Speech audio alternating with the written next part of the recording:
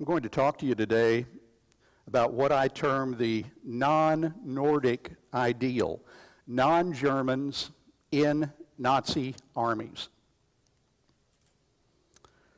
During the massive D-Day invasion in 1944, American troops captured a large number of German soldiers in the beach defenses, as you might expect. However, the Americans noticed something special about a handful of the German prisoners taken on Utah Beach. They weren't really Germans at all. But before I tell you who they were, I think we need to lay some groundwork on the entire German military. Adolf Hitler and the Nazi Party that took over Germany in 1933 placed great importance on racial matters. As most people know, they promoted German racial superiority as part of the ideal Nordic sub-race.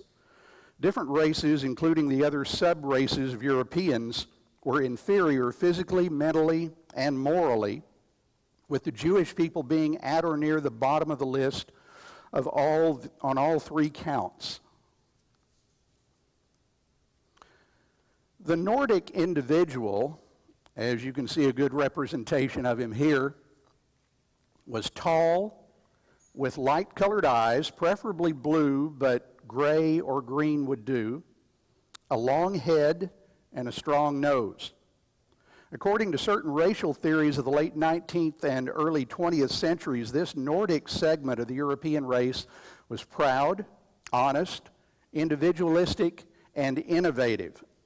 Sometimes the Nazis also referred to the Nordic sub-race as Aryans. You may have heard this term before in association with the Nazis. Although really, Aryans as a group actually had little connection with Germans in history. The Nazis expected their females to be every bit as hardy and as ardent in their Nazi political beliefs as the males. Notice the Nazi Buddy Barrel up there, the girl on the right. She's apparently collecting money for the cause. German families were encouraged to have a lot of little Nazis.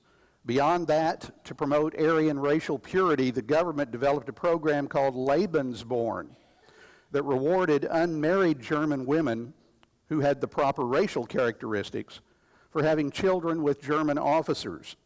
The babies would then be raised in Nazi families and subsidized by the government. Other racially pure babies that would have been aborted by their mothers were taken and raised through the Lebensborn program. Some qualifying babies in occupied countries like Poland, that is, countries that the Germans had conquered, they were even kidnapped by the Nazis and placed in Lebensborn homes. So how did Hitler himself stack up as a Nordic type? I'd say he might have been given a C on a normal grade scale of A to F. He had startling blue eyes, all right, and he was certainly proud and individualistic and innovative, but he was barely medium height, and his hair was brown, not at all blonde. Now let's look at a few of the Nordic specimens the Nazis publicized to show the kind of men they were looking for. This young man was on a recruiting poster for the German army, and a major German newspaper described him as being, quote, the ideal German soldier.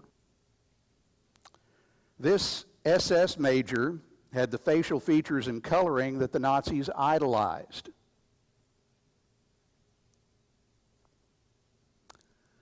Now, from those two guys, the surprising thing is that one of them is actually a Jew.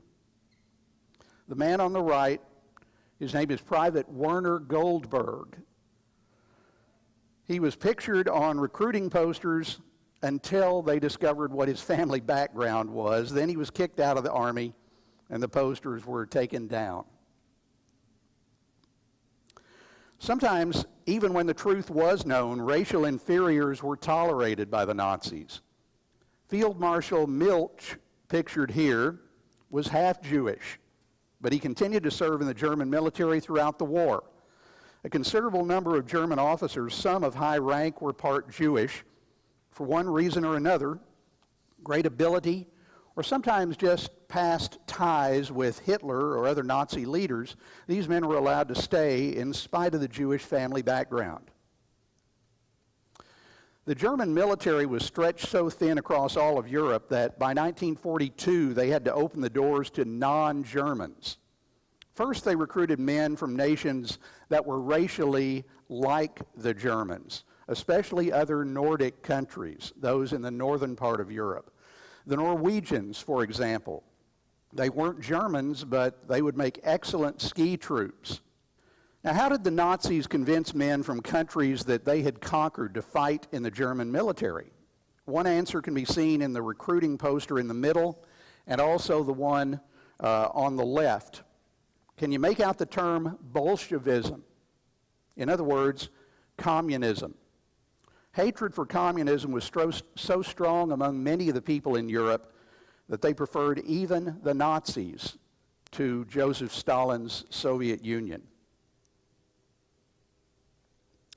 It wasn't unheard of among other nations to enlist foreign troops in their armies. For example, as you can see here, the Free French military forces under General Charles de Gaulle had tens of thousands of Africans in their units. The British Army had troops from a number of other countries all around the globe, countries that were part of the British Empire. These soldiers are Gurkhas that you see here from the Himalayan nation of Nepal, but they're part of the British Army. And while they weren't exactly foreign troops, the United States used many Japanese Americans who were just a tiny minority group in the United States. Most of these men were concentrated in what's called the 442nd Regimental Combat Team.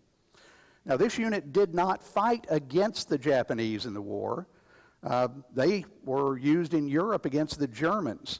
In fact, this unit, the 442nd, received more decorations for bravery than virtually any other American combat unit in the war.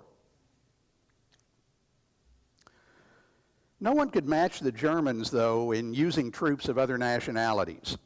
The Waffen-SS was a special elite branch of the German armed forces, separate from the regular army, that accepted volunteers from a great many nationalities.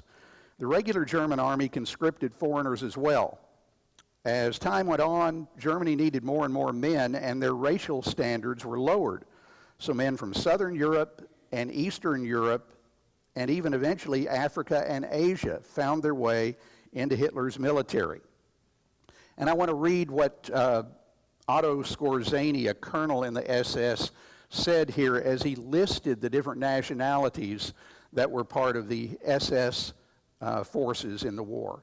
Albanians, Bosnians, Britons, Bulgarians, Cossacks, Croats, Danes, Dutch, Estonians, Finns, Flemings, French, Georgians, Greeks, Hungarians, Italians, Latvians, Lithuanians, Norwegians, Romanians, Russians, Serbs, Slovakians, Swedes, Swiss, Ukrainian, and Walloons, as well Armenians, Belarusians, Hindus, Tartars, Turkmen, and Uzbeks served under their own flag in the Waffen-SS. Almost all of these peoples were represented in my unit. So many Soviet soldiers, that is Russian soldiers, hated their own dictator, Stalin, and the communist government of the Soviet Union, that hundreds of thousands of Soviet troops that were captured by the Germans volunteered to fight alongside them against the Soviet Union. Captured Russian General Vlasov, and he is pictured here, was placed in command of many of these troops in the war against the Soviet Union. When the Allied forces invaded Normandy in German-occupied France on D-Day, June 6, 1944, they faced German troops, of course, but also they faced a few Indian soldiers in the German army, pictured here with Field Marshal Erwin Rommel, the German commander in France at the time. In addition, they had to fight Polish troops in the German army, Russian troops, and as you can see here, various others, including even some from the Far East. The next slide was to have the numbers of troops from foreign countries that served in the German military. About 2 million of them from other nations in Eastern Europe served in the German military during the war.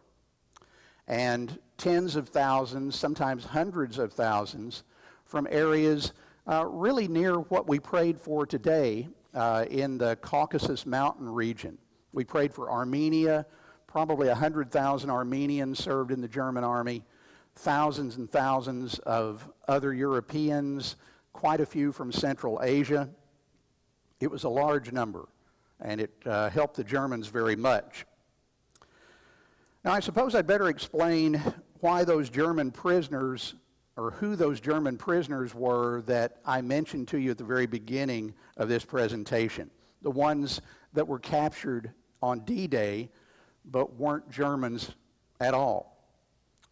I think perhaps the strangest odyssey of any troops in the war involved this group of people, a handful of Korean soldiers drafted at first into the Japanese army in 1938, who then were captured by the Soviet army in border fighting with Japan in 1939.